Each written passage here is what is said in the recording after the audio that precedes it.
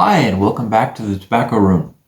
In this video, which is the third in my series, we're going to discuss how to ferment tobacco at home. And today, we'll be discussing sort differences and a little bit about the chemistry behind fermentation of different sorts. Each tobacco sort has its own balance of sugar and nitrogen, which determines how the sort ferments. But fermentation does not just break down sugars and nitrogen, it also transforms different aromatic compounds present in the leaf. These transformations happen in stages, and different sorts have different chemical makeups, and that's why you can adjust your fermentation to take advantage of these different profiles. Burley tobacco fermentation is mainly nitrogen driven. There's very little sugar in burley tobacco. Light fermentation of burley tobacco results in the formation of pyrazines, which happens early on in the nitrogen breakdown in the leaf. These result in cocoa, nutty, toasted bread notes, which is something that many people want to take advantage of. If you ferment burley tobacco deeper and more fully, you'll notice that there are more woody and earthy tones in the tobacco leaf.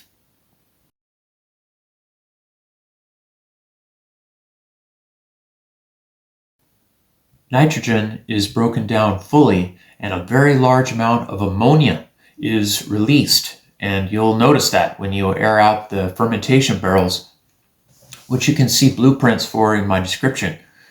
The leaf darkens from oxidization, and this is especially good for pipe tobaccos or cigar tobaccos where you want a more full, earthy, deeper fermentation of your tobacco.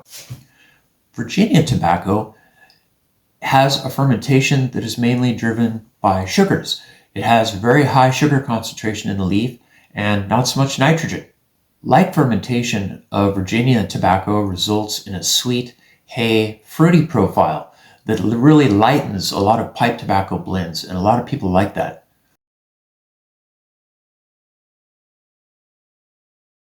Deeper fermentation of Virginia tobaccos result in more aldehydes being formed.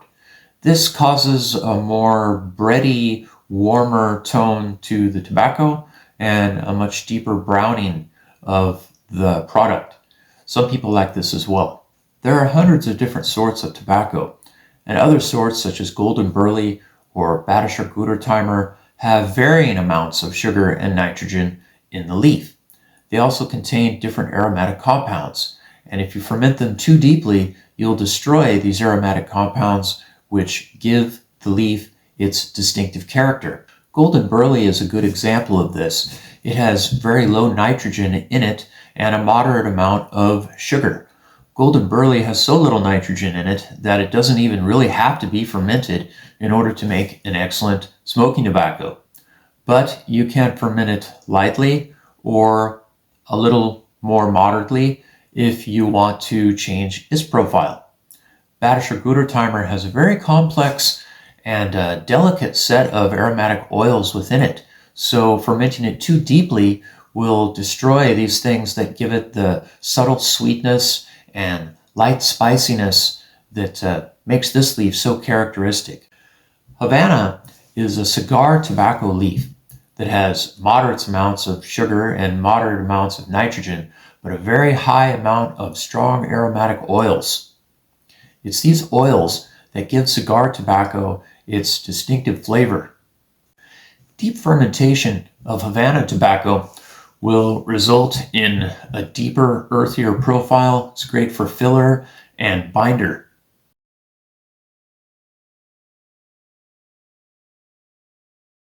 It improves the flavor of the tobacco and gives it a deeper aroma. Lighter fermentation of Havana tobacco is best for wrappers, where you want to preserve more of the flavor and the original aromatic oils in the leaf.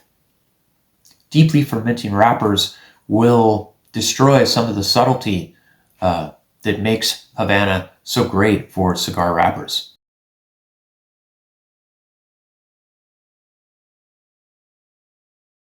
In a cigar wrapper, you're going after elasticity, complexity, and aroma.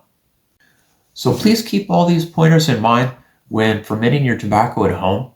For those of you who would like to build your own fermentation barrel, like I have, blueprints and specifications are in the description. For a very small donation, I'll send you the complete blueprints of how to build your own tobacco fermentation barrel. Please give us a like, a thumbs up, and remember to subscribe to the channel. It supports me a great deal, and I really appreciate it. See you in the next video.